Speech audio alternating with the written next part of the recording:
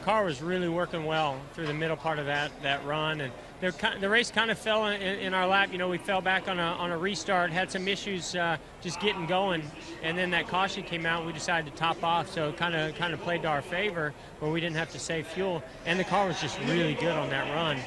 But right there, about 15 to go, I started getting really, really tight. So I saw I was catching those guys. I was just hoping that they were going to have to save fuel, and everybody did but the two.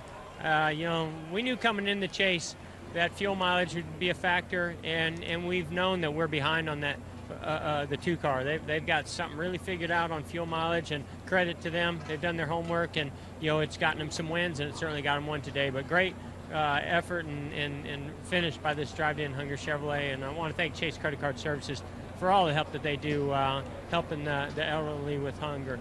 Fast race car, but we started way back in the middle of the pack, and we passed cars and passed cars and passed cars and got just about in the hunt, pitted under the green, and came back out on the racetrack, and the caution came out, and we were 2 laps down, and you know, we just had to fight and fight and fight and battle that.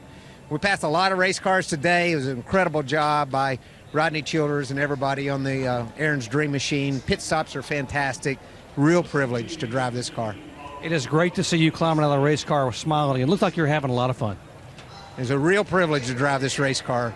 I love working with this race team. Rodney Childers is way underrated, and you know, I'm just loving being a part of MWR. Well, for starters, we're not very good at fuel mileage races. So when I heard that, I'm like, man, we're in big trouble. And he asked me to start saving fuel, and I doubled the distance out of the gate just to make sure that I did enough to get us to the end. So it's tough. It really is. But, you know, we have a handful of races that come down to it each year, and we've worked to get better at it. And this is like the second of 15 or something that we've attempted to finish, you know, in a low fuel situation and got it done. So I'm improving. We're improving. I wish that, you know, we could have raced for it. We finally got control of the race late. And it just didn't unfold, you know, like a normal race here.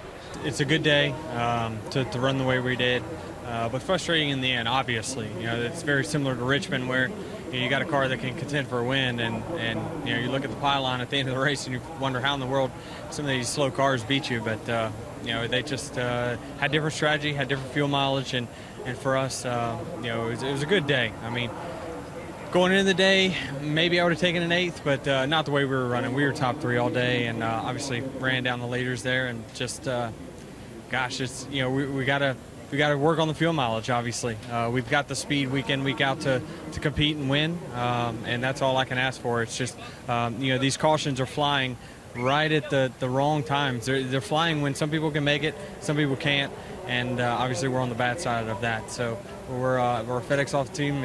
I'm proud of the way they set up the car today.